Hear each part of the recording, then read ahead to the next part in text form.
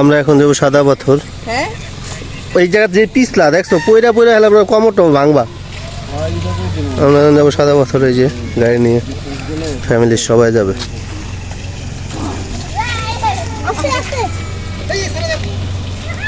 এখন সাদা পাথরের উদ্দেশ্যে রওনা দিচ্ছে, এখন গাড়িতে সবাই দেখে।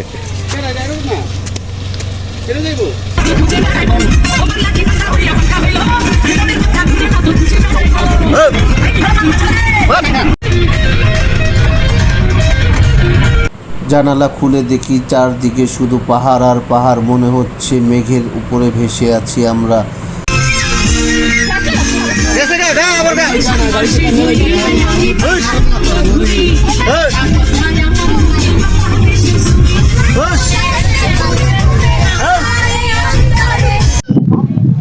এ হচ্ছে সাদা পাথরের বৈশিষ্ট্য। আমরা আসলাম, দেখেন আবার কিছুদিন আগে আসছিলাম, আবার নতুন করে আসলাম।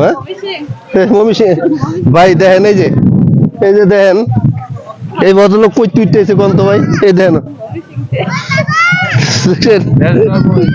গেট আপটা দেখছেন, গেট আপ পুরো বাঙালি গেট আপ। এই দেখেন, এই যে একটা ভূমি করতে করতে ভাই জীবনটা তেজপাতা করে আলাইলো। হ্যাঁ বাবা, ওয়াও কত সুন্দর মামা।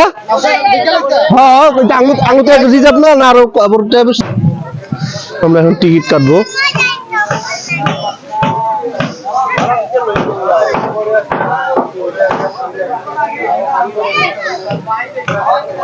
আটশো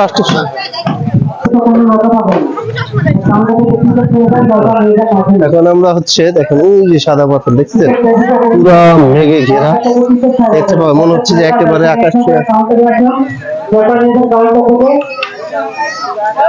ওয়াও, এই হচ্ছে সাদা পাথরের বৈশিষ্ট্য।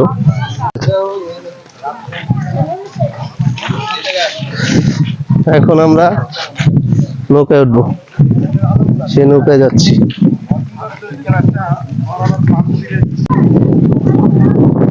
আমরা এখন নৌকায় উঠবো।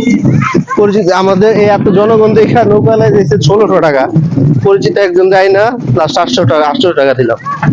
এই যে আমরা যাচ্ছি সবাই সাদা পাথরের উদ্দেশ্যে। দেখেন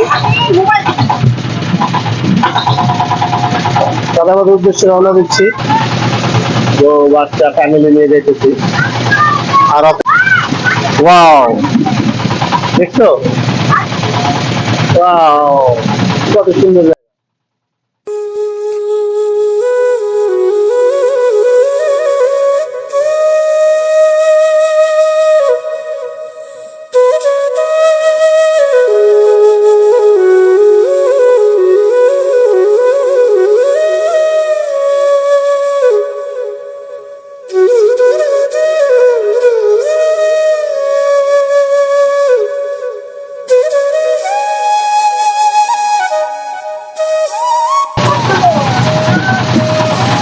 এই হচ্ছে সাদা পাথরের অপরূপ সৌন্দর্য। তারা ভিডিও উঠেছে তো